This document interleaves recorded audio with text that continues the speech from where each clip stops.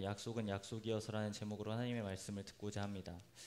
오늘 본문 역시 우리가 많이 익숙하게 보았던 본문 중 하나일 겁니다. 마태복음 1장 23절에 기록된 본문인데 우리가 알다시피 당연히 이 본문은 마태복음이 먼저 시작된 게 아니라 오늘 본문에서 먼저 시작되고 있습니다. 근데 이 약속이 현실로 와닿을 때쯤에 이스라엘 사람들은, 그러니까 마태복음에서요, 이스라엘 사람들은 저마다의 구원자를 기다리고 있는 상황이었습니다. 우리가 지난주에 말씀을 들어서 아셨던 것처럼 이 사람들은 여전히 로마로부터 수탈과 압제가 계속된 상황이었고, 많은 사람들은 굶어서 죽거나 아니면 병 걸려서 죽거나 라는 이러한 상황 가운데서 마치 꼭 출애굽을 기대하는 일들이 반복되어져 있는 게 바로 마태복음의 배경이었습니다.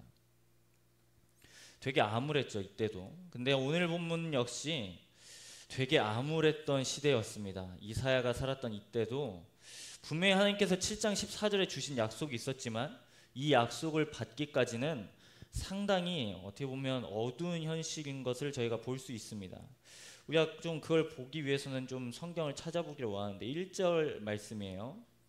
7장 1절 말씀을 보면 여러 사람들의 이름이 적혀져 있는데, 자, 천천히 잘 보죠. 우시아의 손자요 요담의 아들인 유다의 아하스 왕 때에 아람의 르신 왕과 르말리아의 아들 이스라엘의 베가 왕이 올라와서 예루살렘을 쳤으나 능히 이기지 못하니라. 2절까지 읽어볼게요. 어떤 사람이 다윗의 집에 알려 이르되 아람이 에브라임과 동맹하였다 하였으므로 왕의 마음과 그의 백성의 마음이 숲이 바람에 흔들림같이 흔들렸다라고 나와 있습니다. 그러니까 이거 쉽게 말하면 아하스라는 왕이 있고요, 여기에 등장한 또 다른 두 명의 왕이 있죠. 첫 번째는 베가고 두 번째는 르신입니다. 르신은 이방 사람입니다. 베가는 이스라엘 사람이에요. 그런데 이 르신과 베가라는 사람이 연합합니다. 동맹을 맺어요. 그리고 나서 아하스를 치게 됩니다. 지금 이 상황이 지금 아하스와 아하스의 백성들이 경험했던 상황이었습니다. 이게 지금 그냥 아무렇게 모르는 사람들이 그냥 동맹을 맺고 이렇게 쳐들어온 거면 조금 우리가 마음 넓게 이해를 할 수 있을 것 같지만, 오늘 여기에 적혀져 있는 이 베가라는 사람은 이스라엘 사람입니다. 네, 이스라엘 사람. 우리가 잘 아는 것처럼 이 이스라엘 역사는 둘로 나뉘어져 있습니다. 사울, 다윗, 솔로몬까지는 통일되어 있지만 그 이후부터는 나뉘어져 있어요. 그래서 우리가 이 성경을 읽다 보면 위쪽을 북이스라엘이라고 밑에를 남유다라고 나누어서 설명해 놓고 있습니다. 그러니까 이 이사야 7장은 철저하게 남유다 관점에서 쓰여진 책입니다. 그러니까 지금 아하스와 그 사람들한테 이 상황은 위기인 거죠. 그러니까 그냥 모르는 사람들이 연합해서 자기를 치러 온 게 아니라 자신과 한 뿔에 있었던 사람이 다른 이방 사람과 손을 잡고 치러 온 겁니다. 1절에. 그리고 2절에 보니까 이 사람들의 반응이 바람에 흔들림 같이 마음이 흔들렸다라고 지금 나와 있어요. 그러니까 이게 되게, 그러니까 어떻게 보면 이스라엘 사람들이 겪는 위기 가운데 이런 게 있으면 당연히 어떻게 해야 될까요? 신앙적으로 아마 위기를 극복하려고 할 겁니다. 종교심이 있기 때문에. 그러니까 어떻게 보면 하나님의 도우심을 구할 수밖에 없는 처지인 거죠. 이렇게 좌우로 우겨쌈을 당했기 때문에. 그런데 우리가 읽지 않은 그 본문 위에 보면 하나님이 굉장히 놀라운 약속을 주십니다. 그건 뭐냐면 이 연합군이 바로 앞에 있지만 이 연합군이 멸망당할 것을 분명하게 예언해 주십니다. 9절까지 보면 이 연합군이 멸망당한다고 분명히 약속을 주고 있어요. 7장 7절에 보면, 그리고 7장 8절에 보면 그렇게 적혀 있습니다. 주 여호와의 말씀이 그 일은 서지 못하며, 여기서 그 일은 쳐들어온 일을 말하는 거예요. 멸망시키려는 일. 그 일은 서지 못하며 이루어지지 못하리라. 8절, 대저 아람의 머리는 다메섹이요 다메섹의 머리는 르신이며 65년 내에 에브라임이 패망하여 다시는 나라를 이루지 못한다라고 분명히 약속을 주십니다. 그러니까 이 연합군 두 나라 모두가 65년 내에 망한다는 거예요. 그러니까 지금 적이 사라진다는 거죠. 그럼 오늘 본문이 10절부터 14절에 그에 대한 아하스의 반응입니다. 10절에 보면 여호와께서 또 아하스에게 말씀하여 이르시되, 지금 이사야가 아하스에게 이렇게 전하는 거예요. 너는 내 하나님 여호와께 한 징조를 구하되 깊은 데에서든지 높은 데에서든지 구하라 라고 말합니다. 여러분 잘 봐보세요. 지금 앞에 연합군이 무너질 거라는 약속을 들었습니다. 그럼 신앙적인 표현으로 생각했을 때 이 아하스 왕과 유다 백성들은 무엇을 해야 될까요? 당연히 예배를 드려야겠죠. 그런 약속이 있기 때문에. 그런데 오늘 본문에 보면 그런 예배 드렸다는 반응이 전혀 없고, 그러니까 약속에 대한 감사에 대한 반응이 전혀 없고, 오히려 이 아하스 왕은 하나님의 그 약속을 믿지 않는 반응으로 전개되어집니다. 되게 역설적이죠. 오늘 11절 보면 우리 읽었죠. 12절에 보면 이렇게 기록되어져 있습니다. 아하스가 이르되 나는 구하지 아니하겠나이다. 나는 여호와를 시험하지 아니하겠나이다 한지라. 이거 배경을 모르고 그냥 읽으면 되게 아하스가 신앙심이 깊은 것처럼 느껴집니다. 내가 지금 구하지 않으니까, 내가 하나님을 시험하지 않고 내가 하나님이 하실 일들을 내가 믿겠습니다라고 우리가 충분히 해석될 여지가 있기 때문에 상당히 이건 신앙적으로도 높은 차원의 반응으로 우리가 이해되어지지만, 이 맥락은 전혀 그런 내용이 아니라 아하스가 지금 하나님을 못 믿겠다라는 내용인 겁니다. 지금 이 르신과 베가라는 연합군을 반드시 65년 내에 무너뜨리겠다라고 약속을 주셨는데, 오히려 아하스는 이 약속을 받는 게 아니라 오히려 역설적으로 자신의 주변에 있는 더 큰 강대국인 아수르라는 나라에 의탁을 하게 됩니다. 이제 나중에 이야기를 읽어보면. 그러니까 지금 여기서 12절에 이 한마디 진짜가 아닌 거죠. 그러니까 표면적으로 내가 신앙심이 있어서 하나님을 시험하지 않겠습니다.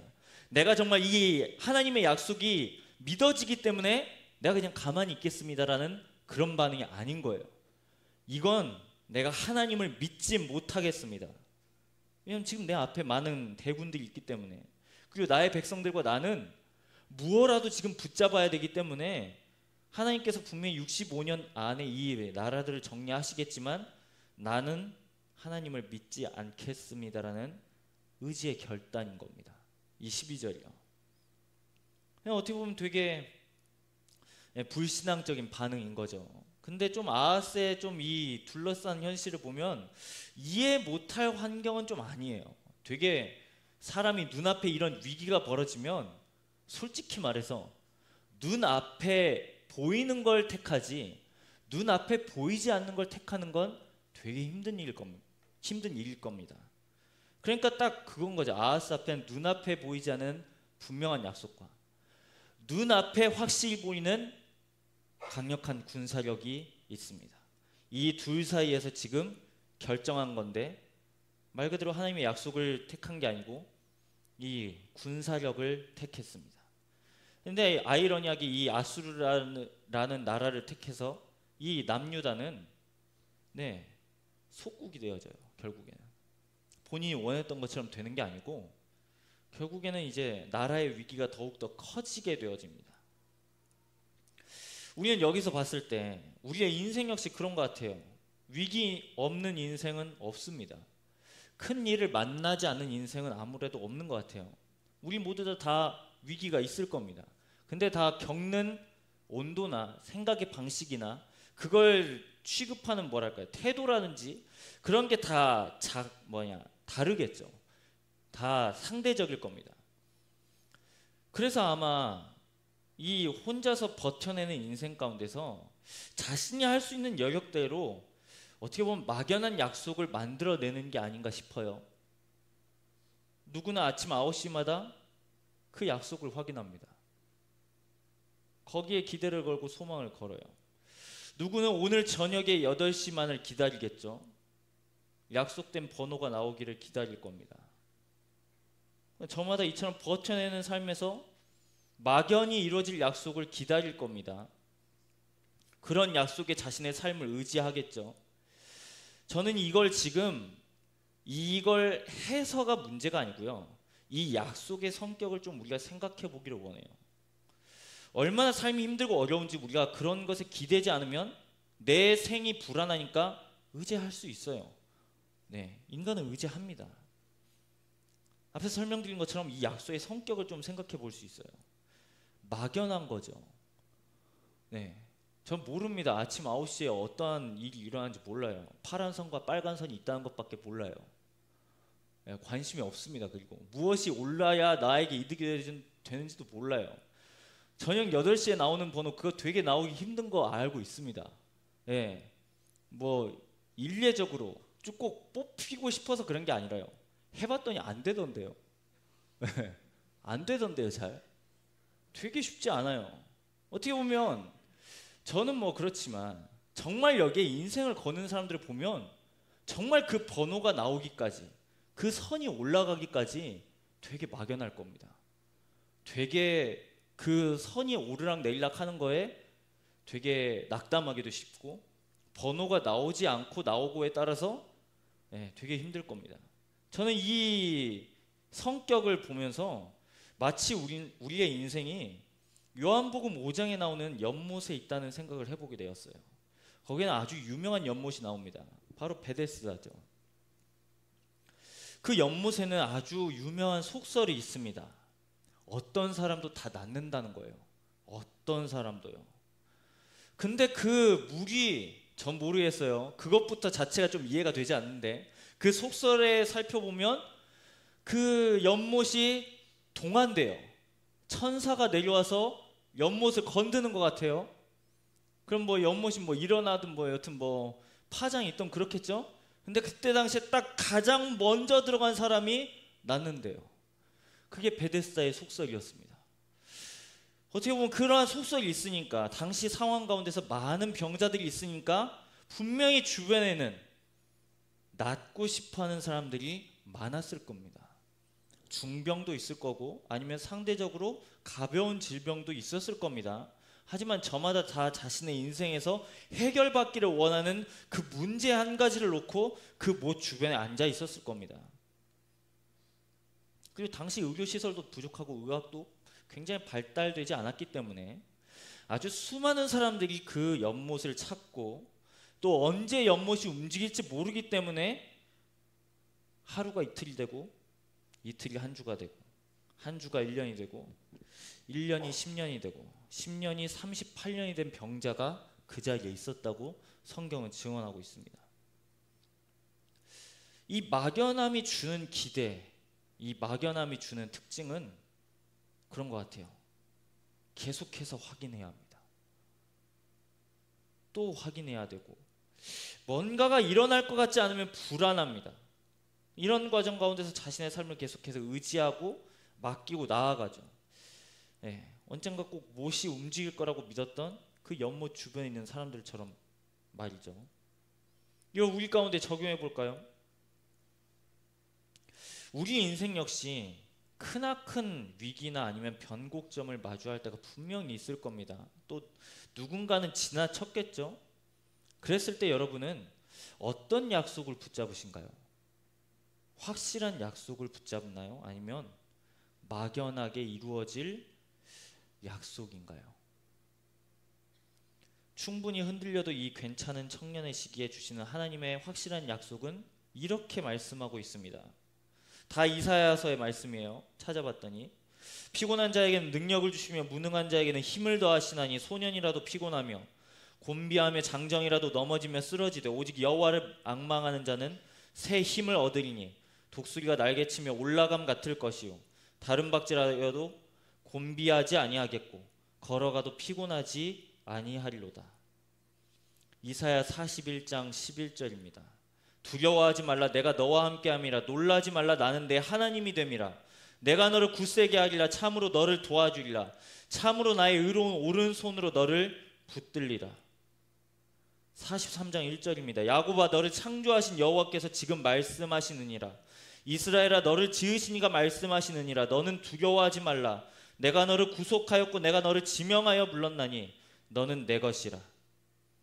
한 절만 더 찾아봅니다. 62장 4절이요 다시는 너를 버림받은 자라 부르지 아니하고 오직 너를 헵시바라 하며 내 땅을 뷸라라 하리니 이는 여호와께서 너를 기뻐하실 것이며 내 땅이 결혼한 것처럼 될 것임이라.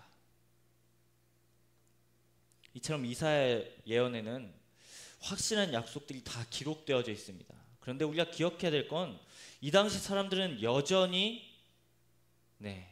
많은 상황들이 해결되지 못한 채 있었습니다. 이 약속이 들려졌을 때요. 하지만 그럼에도 불구하고 하나님께서는 이 사람들에게 약속을 주십니다. 약속과 이 사람들의 현실은 분명한 괴리가 있었어요. 이 사람들에게 하나님은 당신이 자신들을 포기하지 않겠다고 분명히 반복해서 말씀하고 계십니다.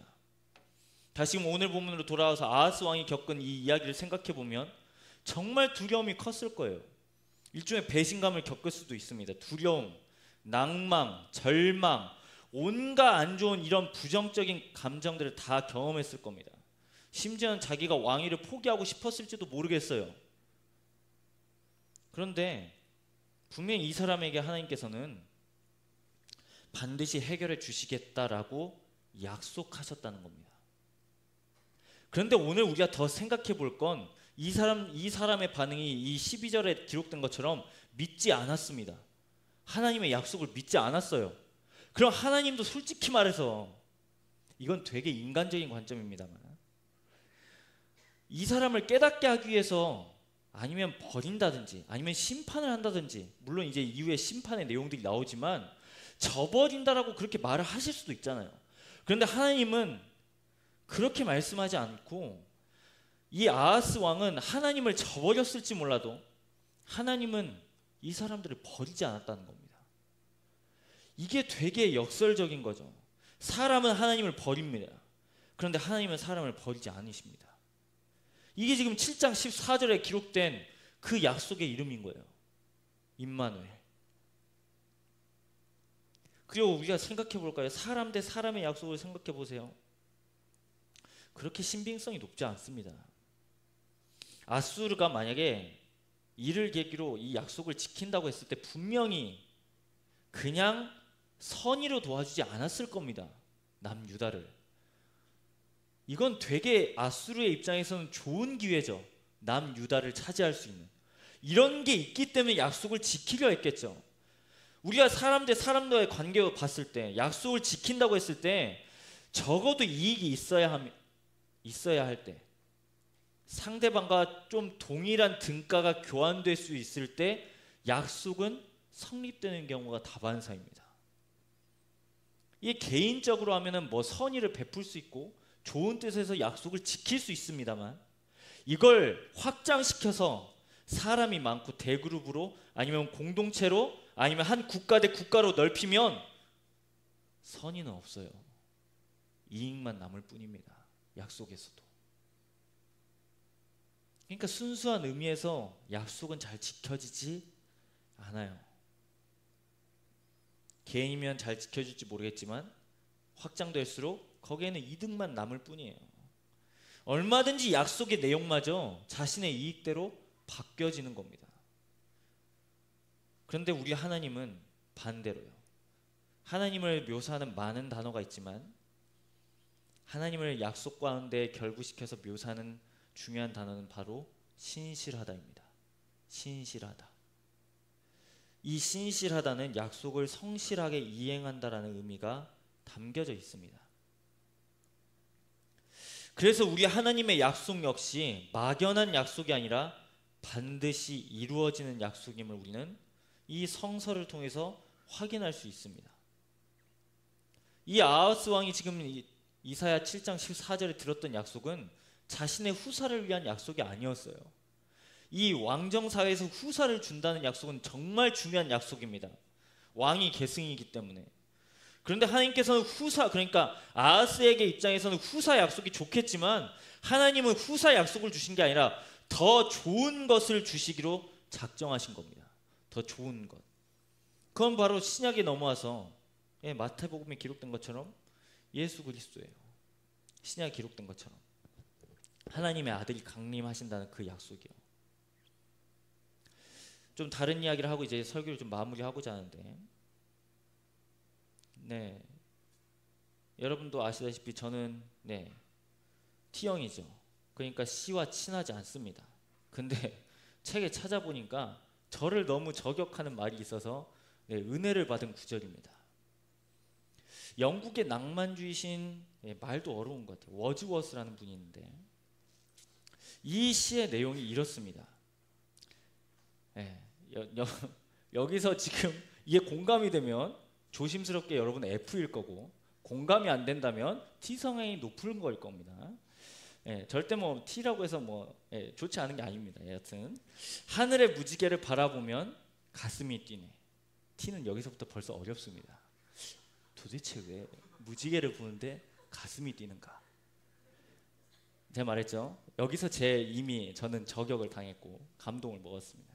어린 시절에도 그러했고 어른이 된 지금도 그러하니 늙어서도 그러하기를 아니면 차라리 죽게 해다오. 어린이는 어른의 아버지, 바라건대 나의 나날들이 자연에 대한 경애로 묶여 있기를 라는 시입니다.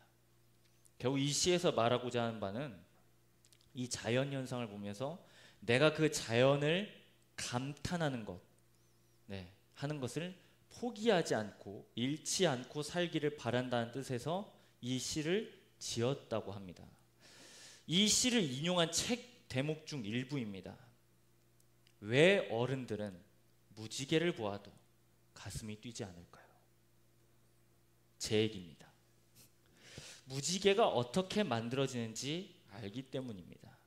과학과 잘 친하지 않지만 그에 대한 과학 지식이 있기 때문입니다. 어른들의 관점에서 아이들이 무지개를 보면서 신기해하는 것은 아이들이 아직 잘 몰라서 그런 것입니다. 아이들이 귀엽긴 하지만 아직 그들은 머리가 더 커야 합니다. 아이는 어른이 되어야 합니다. 그런데 아이가 어른이 되면 얻는 것도 많지만 잃어버리는 것도 많습니다. 인생사가 또 세상사가 다 그런 것 같습니다. 뭔가 얻는 것이 있으면 또 꼭 뭔가 잃어버리는 것이 있습니다. 모든 일에는 명암이, 빛과 그림자가 있습니다. 이제 마무리인데, 흔히 현대를 경탄을 상실한 시대라고 부릅니다. 현대인에게 세상은 더는 경이로운 장소가 못 됩니다. 현대인은 더는 경이로운 세계에 거주하지 않습니다. 라고 이 책은 소개하고 있습니다. 여러분, 지난주에 제가 함께 하시는 경이로움이라고 해서 이 마리아가 가진 상황에 대해서 우리가 말씀을 들었습니다. 어떻게 보면 우리 역시 이 대림과 성탄을 맞이하는 우리의 모습이 이런 것은 아닌 건지 모르겠어요. 어렸을 때 여러분에게 있어서 성탄절은 어떤 의미였나요? 대림절은 잘 모를 거고 성탄절 하면 어떤 의미가 기억나나요? 뭔가 모르게 그게 꼭 선물이 되었든 뭔가 모를 우리의 마음 가운데 흥분이 있습니다. 신남이 있어요. 하지만 이 책에 소개했던 것처럼 우리가 어느덧 자라면서 그 신남은 없어진 거 아닌가요? 죄송합니다. 이런 표현을 써서. 성탄절, 또 교회 가서 일해야 되구나. 이 한마디에 우리는 지금 다 정리될 수도 있고 아닐 수도 있습니다. 또 다른 의미로는 성탄이면 그냥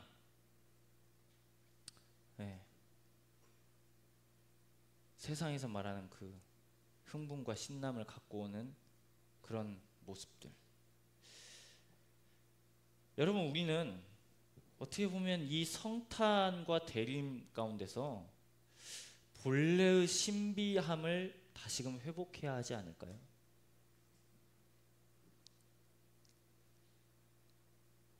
제가 앞에서 설명드렸죠. 무지개를 보고서 왜 무지개를 보고 경탄할 수 있는가? 주어를 바꿔볼까요? 대림절과 성탄절을 우리가 지나고 있는데 우리는 왜 이걸 경탄하지 않는가? 이건 꼭 T와 F의 문제는 아닌 것 같아요. 이건 우리 신앙인들에게 모두에게 지금 동일하게 도전되는 부분 아닐까요? 우리는 내년 2024년에도 동일하게 이 11월과 12월 사이에는 또 다른 대림절을 또 보낼 겁니다. 아마 하나님 품에 안기지 않으면요. 또 반복되는 그 시간 앞에 우리는 무슨 의미를 갖고 있죠? 또 반복되는 그 시간 앞에 우리는 무슨 의미를 그 또 우리의 마음 가운데 채워놓고 있나요? 여러분, 우리는 이 시기를 지나면서 주님이 강림하신다는 약속을 듣습니다. 계속해서요. 다음 주에도 들을 거고 또 다음 주에 들을 거고 25일이 되면 그걸 정확하게 듣고 1월 6일까지는 성탄의 절기를 지킬 겁니다. 우리가 이 시간 안에서 우리가 매번 기억되어져야 되는 건 여러분 그거예요. 하나님이 우리와 함께 하신다. 하나님이 우리와 함께 하신다. 그 수많은 찬양에서 말하는 것처럼 빛나고 높은 보좌를 버리고 날 사랑하기 위해서 자신의 삶을 버리신 하나님의 아들의 걸음을 내 마음 가운데 채우는 겁니다. 그 걸음이 얼마나 위대한 건지, 그 걸음이 얼마나 아름다운 건지, 그 걸음이 얼마나 때로는 처절하고 때로는 그게 되게 힘든 일이지만 기꺼이 오셨던 그 주님의 걸음을 우리가 묵상하면서 우리 역시 그 대림과 성탄을 경탄해야 되는 거죠. 경탄이요. 그냥 와서 그냥 이번 시간 없으니까 찬송을 받으십시오. 이게 아니고요. 진짜 나의 마음 가운데서, 나의 삶 가운데서 내가 예수가 아니고서는 해결되지 못할 문제들이 산적해 있는데 그 문제가 해결될 수 있는 유일한 첫 단추는 복음서의 첫 시작이죠. 다 예수가 우리와 함께 같아지셨다는 이 사실, 이걸 우리가 경탄하지 않으면 여러분 이 시기는 계속해서 우리에게 맴도는 시기에 별로 그 의미가 되지 않을 것 같아요. 우리가 이 대림의 시기는 시작의 시기라고 그랬습니다. 2024년은 그러니까 이미 시작인 거예요. 지금 2023년 달력은 계속해서 마지막을 향해 가고 있지만 2024년은 기독교인들에게 있어서 지금 시작입니다. 이 시작의 절기에서 우리는 계속해서 기억해야 되는 건 바로 예수 그리스도인 거예요. 예수 그리스도. 우리가 마지막 역시 예수 그리스도로 기억하고 시작도 역시 예수 그리스도예요. 그러니까 이게 우리의 신앙을 말해주는 겁니다. 처음부터 끝까지 우리의 신앙은 예수가 아니고서 안 돼요. 설명이 무엇으로 설명할 건데요? 우리의 믿음을 무엇으로 설명할 거고 우리의 믿음을 잘 믿는다는 기준을 어디서 찾을 건데요? 예수가 아니고서는 설명이 안 되는 거죠. 이게 바로 대림과 성탄이 우리에게 주는 가장 중요한 통찰 중 하나입니다. 그냥 마구간에 나셔서 동방 박사들이 예물을 주어서 아니요, 우리가 한 번 더 생각해 볼 거는 가장 차디찬 현실 가운데서 하나님의 아들이 짐승의 밥 그릇 위에 누웠다는 것과 그리고 이걸 계속해서 우리가 곱씹는다는 것에 의미가 있는 거죠. 그래서 여러분 이 대림과 성탄은 그냥 주님이 오셨다만을 기억하는 게 아니고 반드시 우리 주님께서 다시 오실 거라는 걸 기억하는 겁니다. 대림의 두 번째 의미가 그걸 기억합니다. 그래서 초대교회 성도들은 이 사실을 늘 잊지 않기 위해서 서로에게 이렇게 인사했습니다. 마라나타, 마라나타. 아멘. 주 예수여 오시옵소서. 그래서 우리 역시 그 신앙의 선배들의 전통을 따라서 이때 당시에 기억했던 그 절기를 고스란히 우리가 물려받아서 기억하는 거예요. 마라나타, 아멘. 주 예수여 오시옵소서. 사랑하는 여러분, 우리가 2024년을 시작하는 이 시기를 보내면서 기억할 수 있기를 바랍니다. 우리 주님께서 오셨고 지금 역시 우리와 함께 하시고 장차 다시 오신다는 겁니다. 이게 성서가 우리에게 계속해서 알려주는 약속입니다. 그리고 우리의 현실은 여전히 이 약속과 간극이 분명히 있습니다. 하지만 이 간극을 우리가 버틸 수 있고 이겨낼 수 있는 유일한 이유는 이 간극이 커서도 아니고 우리가 간극 가운데서 만난 우리의 삶의 모든 무게가 무거워서가 아니고 예수님이 우리와 함께 하시기 때문이에요. 예수님이 우리와 함께 하시기 때문에 우리가 이 사실을 잊지 않고 이번 한 주 역시 이 대림과 성탄의 의미를 생각하면서 한 주간 보낼 수 있기를 우리 주님의 이름으로 부탁드립니다. 이사야 7장 14절의 말씀을 읽고 우리가 헌신의 찬양 같이 부르겠습니다. 이렇게 약속되어 있습니다. 그러므로 주께서 친히 징조를 너희에게 주실 것이라. 보라, 처녀가 잉태하여 아들을 낳을 것이요 그의 이름을 임마누엘이라 하리라.